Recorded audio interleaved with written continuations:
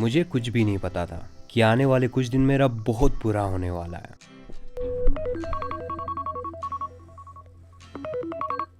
मैं अपने day 11th of winter arc challenge पे बहुत ही ज़्यादा खुश था क्योंकि आज मेरा दोस्त मिलने आया था मुझसे। हम दोनों दिल्ली में साथ में प्रिपरेशन कर रहे थे और श्रीनगर भी इसी वादे से आया था कि साथ में बैठेंगे, लेकिन वो वादा पूरा हुआ नहीं। आज पता नहीं मेरा बॉडी बहुत ज़्यादा पेन कर रहा था, थोड़ा शिवरिंग भी हो रहा था, बट जो भी हो मुझे अपने आउटडोर वर्कआउट सेशन पे जाना ही था। लेकिन इन सब के बावजूद भी ना मैं सुबह 4 बजे उठता हूँ क्योंकि दिस इज़ द टाइम जब सब कुछ तुम्हारे कंट्रोल में होता है। अभी ना मम्मी कॉल कर रहा होता है, ना पापा कॉल कर रहा होता है, ना कोई दोस्त बुला रहा होता है, सब कुछ तुम्हारे कंट्रोल में, तुम और तुम्हारे तन्हाई और तुम्हारे सपने।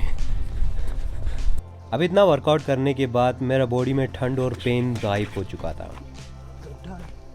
ये जो हो रहा है ना बहुत गलत हो रहा है, बहुत गलत हो रहा है। ये देखो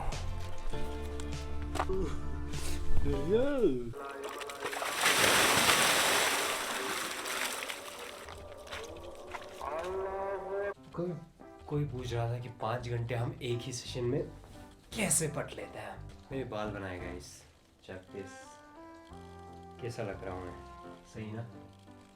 आई नो दैट। कल ना अमेज़ॉन से मेरा एक बहुत ही इंपॉर्टेंट बुक आया था, तो सबसे पहले इसका अनबॉक्सिंग करते हैं। अब इस पार्सल में ना यूपीएससी एस्पिरेंट्स के लिए बहुत ही इंपॉर्टेंट बुक है। तुम लोगों को पता है कि PYQs are the guiding light जो हमारे प्रिपरेशन में बहुत ज्यादा मदद करता है। तो इसीलिए ना Disha publication has launched their new and fully updated 31 year topic wise UPSC civil service IAS prelims previous year solve paper by Mrinal Patil sir. इस बुक में ना पीवाईक्यू सॉल्व किया है यूपीएससी प्रीलिम्स पेपर फर्स्ट और पेपर सेकंड दोनों का from 1995 से 2025 तक का, जिसमें आपको जनरल स्टडीज पेपर फर्स्ट और CSAT aptitude paper second in दोनों को ऑर्गेनाइज किया हुआ है इनटू 8 यूनिट और पूरे 52 टॉपिक्स में। इस बुक को ना पूरे 4 पार्ट्स में डिवाइड किया गया है। पार्ट फर्स्ट में आपको स्ट्रेटेजी और प्लानिंग रिसोर्स मिलेगा जिसमें टॉपर्स की इंटरव्यूज भी इंक्लूड है। पार्ट सेकंड में जीएस पेपर फर्स्ट प्रीलिम्स की क्वेश्चन को डिवाइड किया गया है पूरे 7 यूनिट और 43 टॉपिक्स में, जिसमें 3650 एमसीक्यूज पूरे डिटेल में सॉल्व किया गया है। इस बुक के पार्ट थर्ड में ना यूपीएससी प्रीलिम्स की पेपर सेकंड यानी सीसैट की प्रीलिम्स की क्वेश्चंस को पूरे 1 यूनिट और पूरे 9 टॉपिक्स में सब डिवाइड किया हुआ है, जिसमें पूरे 1440 एमसीक्यूज है जिसको थॉरोली एक्सप्लेन किया गया है। इस बुक का सबसे इंपॉर्टेंट बात, ये बुक ना फ्लॉलेस है, एररलेस है और सारे क्वेश्चंस का डिटेल में सॉल्यूशन दिया गया है और सारे क्वेश्चन यूपीएससी की ऑफिशियल आंसर की के साथ वैलिडेट किया हुआ है। और सबसे इंपॉर्टेंट बात, ये बुक आपको हिंदी और इंग्लिश दोनों में देखने को मिल जाएगा। और अगर तुम लोगों को पीवाईक्यू की इस बुक को ऑर्डर करना है देन मैं डिस्क्रिप्शन में लिंक दे दूंगा। कोई कमेंट सेक्शन में पूछ रहा था कि आप 4 घंटे 5 घंटे कैसे कंसिस्टेंटली पढ़ लेते हो। देखो ये बहुत ही इंपॉर्टेंट और क्रूशल टाइम होता है, सुबह के 4 से 5 घंटे। तुम बहुत ज़्यादा एक्टिव होता है, तुम्हारा माइंड फ्रेश होता है एंड मोस्ट इंपॉर्टेंटली कोई भी तुम्हें डिस्ट्रैक्ट करने वाला नहीं होता, डिस्ट्रैक्शन ज़ीरो होता है। इस टाइम पे हम 50 मिनट्स का पोमोडोरो टेक्निक यूज़ करते हैं और 10 मिनट का पावर नैप लेते हैं और ख़ुद को हाइड्रेट करने के लिए हर 50 मिनट बाद तुम्हें पानी पीना है और उसके बाद कोई लाइट स्नैक्स होना चाहिए तुम्हारे पास ताकि हर 50 मिनट्स बाद तुम खुद को रिवॉर्ड दे सको। एंड मोस्ट इंपॉर्टेंटली याद रखना ये पावर नैप 10 मिनट से एक्सीड नहीं होना चाहिए। अगर 10 मिनट से ज़्यादा हो जाएगा ये स्लीप में कन्वर्ट हो जाएगा, तुम सुस्ती में फील करने लगोगे। अगर 5 से 10 मिनट ही वो पावर नैप लोगे तो तुम बहुत ही एनर्जेटिक और बहुत ही एक्टिव फील करोगे। आजकल ना मैं अपने नोट्स इसके लिए सिर्फ माइंड मैप्स बना रहा हूँ क्योंकि माइंड मैप्स बना के रिवीजन करने में बहुत ज़्यादा आसानी होता है। अभी तक हमने अपना करंट अफेयर, फंडामेंटल राइट की स्टैटिक्स और पीवाईक्यूज और फंडामेंटल ड्यूटीज की स्टैटिक और पीवाईक्यूज कंप्लीट कर लिए थे। अब सुबह 8 बजे लाइट चला जाता है, फिर उसके बाद मैं अपने पॉलिटी और जियोग्राफी की रिवीजन कंप्लीट करता हूँ। अब रिवीजन कंप्लीट करते करते पूरे 10 बज गए थे और हमारे पूरे 5 घंटे की भी पढ़ाई कंप्लीट हो चुका था। फिर उसके बाद मेरी आंखें थोड़ा दर्द कर रहा था तो मैं थोड़ी देर के लिए सो गया। अब जब मैं उठा तो पूरा बॉडी में बुखार चढ़ गया था और पूरा बॉडी पेन कर रहा और मेरा नींद तब जाके खुला जब मैरियो आवाज़ दे रहा था। अब इस टाइम पे मेरा बुखार इतना ज़्यादा नहीं था तो I was feeling very guilty. मैंने अपना बहुत टाइम बर्बाद कर दिया, मैंने ज़्यादा सो लिया। बट जो भी हो अपने 10 पेजेस की बुक रीडिंग सेशन कंप्लीट करके और अपना रिवीजन सेशन कंप्लीट करके मैं अपने आउटडोर वर्कआउट सेशन के लिए निकल जाता हूँ। 2 मिनट अभी तुम्हें क्या होगा फिर? मेरा पूरा बॉडी पेन कर रहा है यार, मुझे जाना चाहिए।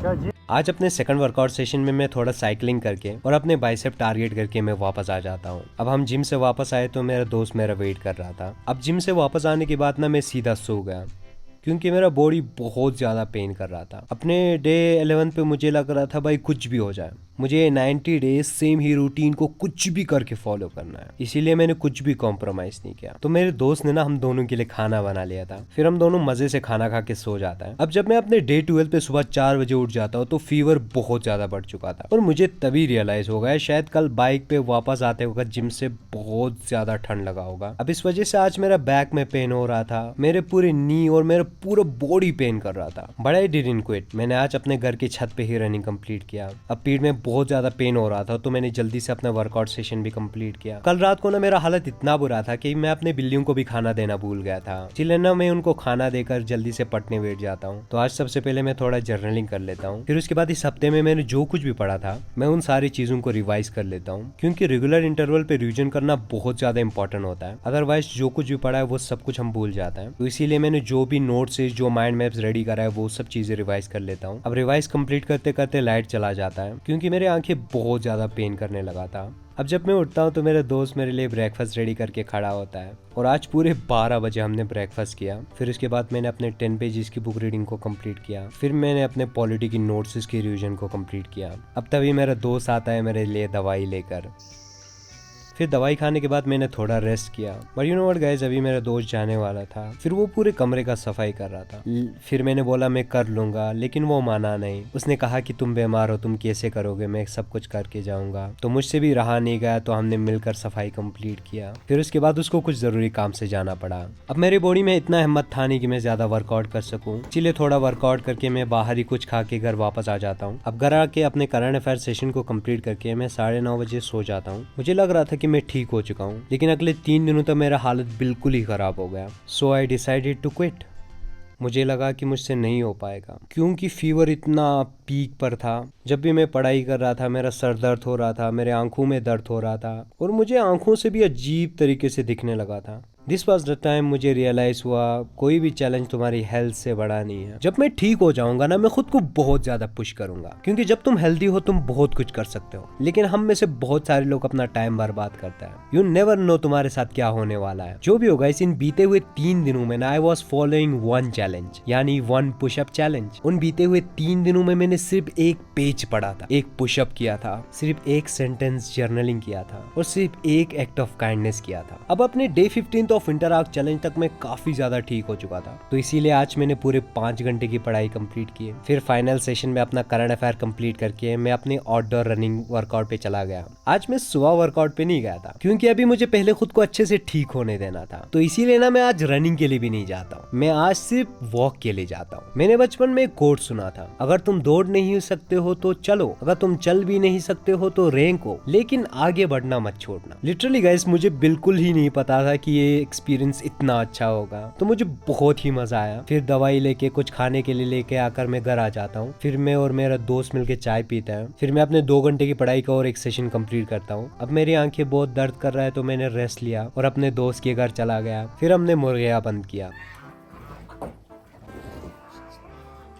अब अपने डे 16 पे जब मैं सुबह उठा ना तो मैं बिल्कुल ही ठीक हो चुका था। हमने अपना कोल्ड शावर लिया, अपने 5 घंटे की पढ़ाई कंप्लीट किया। अब आज जल्दी से अपने पढ़ाई के सेशन को कंप्लीट करके हमें अपने इन्वर्टर को ले जाना था, क्योंकि इन्वर्टर वाले ने कल मुझे धमकी ही दे दिया था कि आपका इन्वर्टर का पार्ट आ चुका है, अगर आप नहीं आएगा तो मैं किसी और को लगा दूंगा। अब मेरा दोस्त आया हुआ था मेरा इन्वर्टर लाने जाने के लिए। अब आज ना ठंड से बचने के लिए मैं अच्छे से पूरा कपड़ा पहन लेता हूँ। फिर हम निकल जाते हैं अपने इन्वर्टर को ठीक करने के लिए। अब इन्वर्टर को ठीक करने में बहुत ज्यादा टाइम लग गया और हमें अपने दोस्त की बाइक को भी सर्विसिंग करना था। मुझे लग रहा था कि मैं घर कब पहुंचूंगा। अब यहाँ पे वेट करते करते ना इतना ज्यादा बोर हो चुका था कि हम दोनों आपस में थोड़ा खेल लेते हैं। इसको देखना है कि मैं कितना स्ट्रॉन्ग हूँ।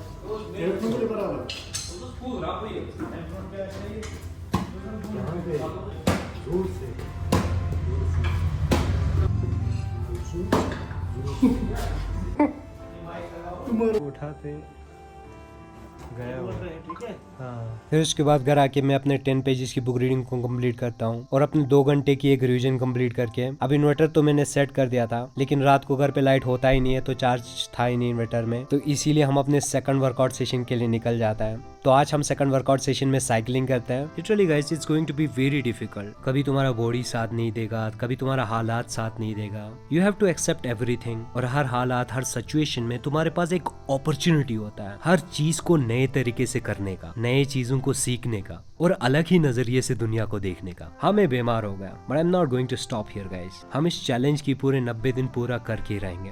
I'm not going to quit। इनमें भी शायद मैं रोज वीडियो अपलोड नहीं कर पाऊँ, लेकिन कल से हम डेली लाइव स्टडी सेशन करेंगे क्योंकि अभी हमारा इन्वर्टर आ चुका है